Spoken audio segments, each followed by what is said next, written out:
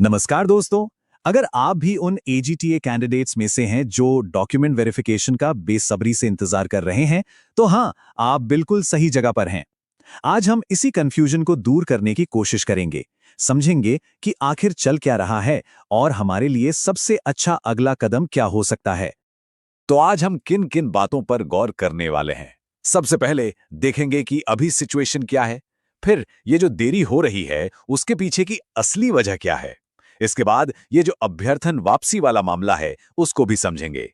और हाँ, कुछ बहुत जरूरी सलाह पर भी बात करेंगे और आखिर में देखेंगे कि आगे की हमारी स्ट्रैटेजी क्या होनी चाहिए।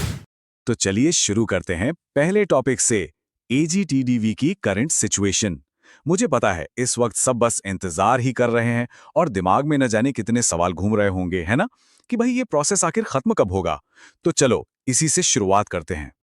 देखिए, सबसे पहली बात जो हमें समझनी होगी वो ये है कि आयोग के सामने कोई छोटा-मोटा काम नहीं है। ये एक बहुत, बहुत बड़ा काम है और इसी वजह से इस पूरी प्रक्रिया की टाइमलाइन पर असर पड़ रहा है और यही यही देरी की सबसे बड़ी वजह है। तो अब सवाल उठता है कि ये देरी हो क्यों रही है। चलिए थोड़ा और डीप में जाते हैं और कुछ नंबर्स देखते हैं। मेरा यकीन मानिए ये आंकड़े देखने के बाद ना पूरी पिक्चर आपके सामने एकदम क्लियर हो जाएगी। जरा इस नंबर को देखिए, 22,500 से भी ज्यादा। जी हाँ, 22,500 से भी ज्यादा कैंडिडेट्स हैं जिनका डॉक्यूमेंट वेरिफिकेशन होना है। ये सिर्फ एक नंबर नहीं है दोस्तों, ये इस बात का सबूत है कि काम कितना बड़ा है। और बस यही यही पहली वजह है जो इस पूरे प्रोसेस को इतना लंबा खींच रही है। तो यहाँ पर ना हिसाब किताब बहुत सीधा सा है।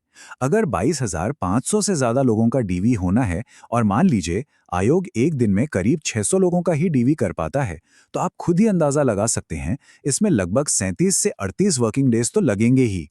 तो ये कोई जानबूझकर की जाने वाली देरी नहीं है, ये तो इस प्रोसेस का एक नेचुरल हिस्सा है। तो इन नंबर्स से एक बात तो साफ हो जाती है कि आयोग कोई जल्दबाजी के मूड में नहीं है। वो ये पक्का करना चाहते हैं कि हर एक डॉक्यूमेंट ठीक से चेक हो। और देखिए, जब काम इतनी बारीकी से होता है ना, तो उसमें वक्त तो लगता ही है। ये जरूरी भी है। अच्छा, अब आते हैं एक और बड़े मुद्दे पर, जिस पर कैंडिडेट्स के बीच में बहुत चर्चा हो रही है, और वो है अभ्यर्थन वापसी का मुद्दा। इसको लेकर ना बहुत कंफ्यूजन है। तो चलिए आज इस कंफ्यूजन को भी हमेशा के लिए दूर कर देते हैं। यहाँ पे ना दो चीजों के बीच का फर्क समझना बहुत बहुत जरूरी है। पहली है वेटिंग लिस्ट। वेटिंग लिस्ट जारी होगी या नहीं, ये फैसला शासन यानी कि सरकार करती है। और दूसरी तरफ है अभ्यर्थन वापसी। इसकी इजाजत देना है या नहीं, ये पूरी तरह से आयोग के हाथ में है। लोग अक्सर इन दोनों को एक ही समझ लेते हैं और वहीं सबसे बड़ी गलती हो जाती है। चलिए अब हम बात करते हैं इस पूरी चर्चा के सबसे जरूरी हिस्से की। अब वक्त आ गया है कि हम अपना फोकस उन चीजों से हटाएं जो हमारे कंट्रोल में है ही नहीं, और अपनी पूरी एनर्जी उन चीजों पर लगाएं जिन्हें हम सच में बदल सकते हैं। देखिए, डीवी की डेट्स कब आएंगी, फाइनल कट ऑफ क्या होगा, इन सवालों के बारे में सोच सोच कर परेशान होने से क्या मिलेगा सिवाय टेंशन के। कुछ नहीं।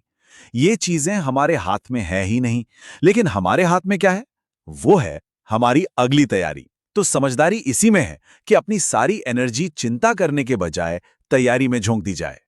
और मेरी इस बात को और अच्छे से समझाने के लिए एक कहावत है, कड़वा परंतु सत्य वचन।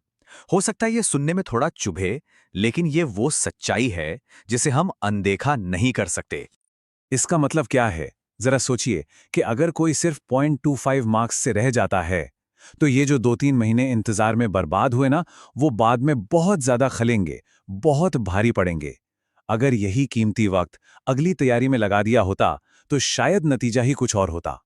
इसलिए टाइम की कीमत को समझना सबसे ज्यादा जरूरी है।